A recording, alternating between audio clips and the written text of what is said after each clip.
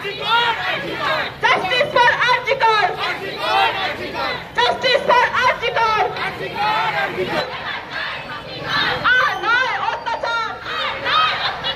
এবার চাই প্রতিকার! আর নয়, এবার চাই প্রতিকার! অত্যাচার! এবার চাই প্রতিকার! আর নয় অত্যাচার! এবার চাই প্রতিকার! Justice! We want Justice! We want Justice! We want Justice! We want Justice! We want Justice! We want Justice! We want Justice! We want Justice! We want Justice! We want Justice! We want Yes. কিসের কথা কিসের ভাই এই মেয়ে কি মনের নয় কিসের কথা কিসের ভাই এই মেয়ে কি মনের নয় কিসের কথা কিসের ভাই এই মেয়ে কি মনের নয় কিসের কথা কিসের ভাই এই মেয়ে কি মনের নয় কিসের কথা কিসের ভাই এই মেয়ে কি মনের নয় কিসের কথা কিসের ভাই এই মেয়ে কি মনের নয় দিতে হবে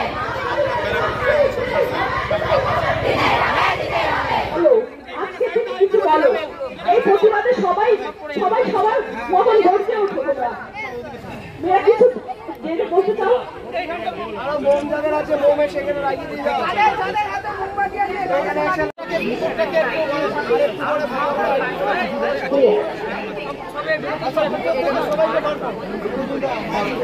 আমরা জাতীয় সঙ্গীত শুরু করবো জাতীয় সঙ্গীত শুরু করার পরে নীরবতা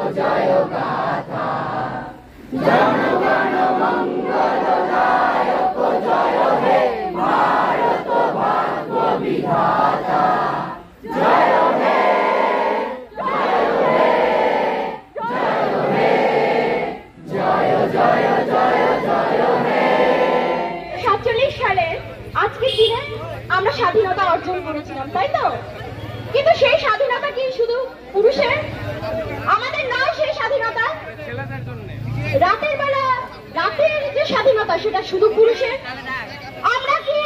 আমরা কি পার্টিসিপেট করিনি স্বাধীনতা সংগ্রামী হিসাবে কি মেয়েরা ছিল না তাহলে স্বাধীনতা কেন শুধু পুরুষের আমাদের কি আওয়াজ তুলতে হবে না আমাদের আওয়াজ তুলতে হবে অধিকার কেউ কাউকে দেয় না অধিকার নিতে হবে তাই তো অধিকার আমাদের অধিকার আমাদেরকে নিতে হবে এই রাত আমাদের অধিকার রয়েছে এখানে শুধু স্বাধীন পুরুষ নয় আমরাও স্বাধীন তাই এগিয়ে চলতে হবে একটা মেয়ে সে এত পড়াশোনা করে ডাক্তার হয়েছে তাকে অন ডিউটি কিভাবে একজন ডাক্তারের গায়ে তারা হাত তুলতে পারে ওখানে মদ্যপ অবস্থায় কি করে ছিল তারা ওখানে তাদের কি কাজ ছিল কোনো কাজ ছিল না এই রাত আমাদের দখল করতে হবে আমাদের এগিয়ে চলতে হবে আমরা কেন এত পড়াশোনা করে এগিয়েছি কিসের জন্য যদি আমরা রাত দখল করতে না পারলাম কি অধিকার আছে আমাদের তো কোনো অধিকার নেই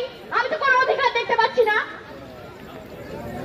এত পড়াশোনা করে যদি আমাকে ঘরেই থাকতে হয় আমি কেন পড়াশোনা করবো টাকা খরচা করে এই টাকা তো আসেনি এই টাকা তো গাছ থেকে পড়ে না এই টাকা গাছ থেকে তো পড়েনি রক্ত জল করে টাকা সেই টাকা দিয়ে একজন মেয়ে ডাক্তার হয়েছে সে কেন মরবে সে তো সেখানে নাচতে যায়নি তার তো পোশাকের কথা তুলবে অনেকেই একজন ডাক্তার কি পোশাক পরেছিল কি বাজে পোশাক পরেছিল সে অন ডিউটি ছিল তার কোনো দোষ ছিল না আমাদের পোশাকের উপর গেলে হবে না তাহলে 2 বছরের মেয়ে কিভাবে ধর্ষিত হচ্ছে একজন বৃদ্ধা মহিলা কিভাবে ধর্ষিত হচ্ছে কেন হচ্ছে যারা পোশাকের কথা বলবে তারা যেন সমাজ থেকে বেরিয়ে যায় তাদের সমাজে থাকার কোনো অধিকার নেই তাদের চিড়িয়াখানায় থাকতে হবে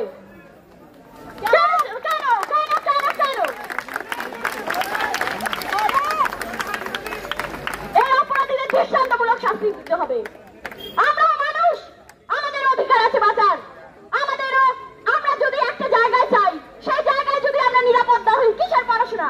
কিসের সভ্য সমাজ? আমাদের সভ্য সমাজ থেকে বেরিয়ে যেতে হবে। আমাদের যেতে হবে চিড়িয়াখানায়। আমাদের এখানে দাঁড়ানোর কোনো অধিকার নেই। উনিও তো একজনের মেয়ে ছিল। সেই মেয়ে তো আপনার ঘরেরও হতে পারে, সেই মেয়ে তো আপনার বোনও হতে পারে, সেই মেয়ে তো আপনার বড় হতে পারত। আজ তুলুন, আজ আপনাকে তুলতে হবে। আপনার জন্য আপনাকে বাঁচতে হবে। কেউ বাঁচাবে না, কেউ বাঁচাবে না, কেউ বাঁচাবে না। এই সভ্য সমাজে থাকতে হলে আপনাকে গর্জে উঠতে হবে।